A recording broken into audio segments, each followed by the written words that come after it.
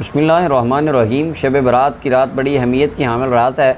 نبی علیہ الصلوۃ والسلام نے متعدد صحیح احادیث میں اس کا تذکرہ فرمایا۔ اس کی فضیلت و اہمیت کے اندر بے شمار صحیح احادیث وارد ہیں جن کا بیان ہم پہلے کر چکے ہیں۔ اس رات کی کوئی خاص عبادت، اسپیسیفک عبادت اس رات کے اندر نبی علیہ الصلوۃ والسلام نے اپنی امت کو تعلیم اس کی ارشاد نہیں فرمائی، تاکہ خاص عبادت کو جو شب برات کی رات کو حضور نے حکم دیا ہو اپنی امت کا، ایسا کوئی حکم حدیث مبارکہ میں نہیں ہے۔ البتہ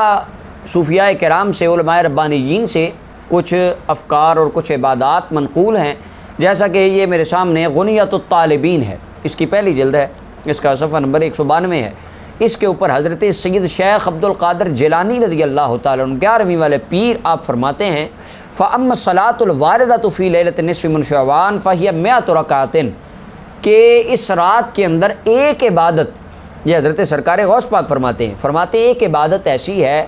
جس کو صلاۃ الخیر کہا جاتا ہے۔ وہ کیا ہے؟ 100 رکعت نماز 1000 مرتبہ قل هو اللہ احد کے ساتھ پڑھنا، یعنی ہر رکعت میں 100 رکعت نماز پڑھنا نفل، ہر رکعت کے بعد سورہ فاتحہ کے بعد ہر رکعت میں 10 مرتبہ قل شریف پڑھنا،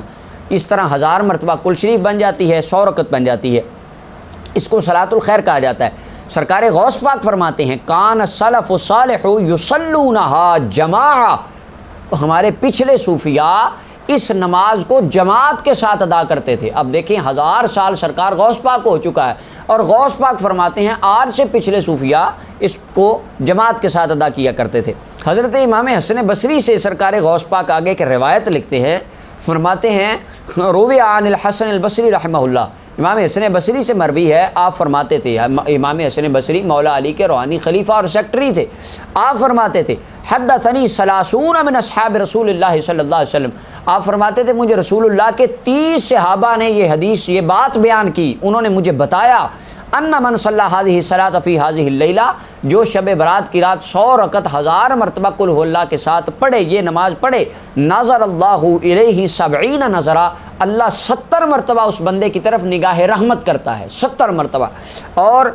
وقضى له بكل نظرۃ 70 حاجہ، اور اللہ تعالیٰ ہر نظر کے بدلے میں اس کی 70 حاجتوں کو پورا کرتا ہے، ادناہا المغفرہ، جن حاجتوں میں سے ادنا حاجت یہ ہے کہ اللہ اپنے بندے کے سارے گناہوں کو معاف فرما دیتا ہے۔ یہ حضرت سرکار غوث پاک رضی اللہ تعالیٰ عنہ نے اپنی کتاب غنیہ کے اندر حضرت امام حسن بصری کی سند سے اس بات کو لکھا۔ تو ہمارے تمام حضرات کو، جوانوں کو چاہیے کہ جو بھی میسر آئے آپ صلاۃ و تسبیح پڑھ لیں، یہ کوئی ضروری بھی نہیں ہے، کوئی فرض واجب نہیں ہے، البتہ ایک طریقہ ہے، حسن طریقہ ہے، اس کی فضیلت ہمارے سلف و صالحین صوفیاء سے منقول ہوتی آ رہی ہے، تو یہ نماز پڑھی جائے، اس کی بڑی اہمیت اور فضیلت ہے۔ اس کے علاوہ جو بھی ذکر و اذکار ممکن آئے وہ کیا جائے، چونکہ اللہ تعالیٰ کی رحمت اپنے بندوں کی طرف اس رات مطلع ہوتی ہے، اور اللہ تعالیٰ اپنے بندوں کے گناہوں کو اس رات معاف فرما دیتا ہے۔ اللہ تعالیٰ ہمیں کثرت سے عبادت کرنے کی توفیق عطا فرمائے۔ وآخر دعوانا الحمدللہ۔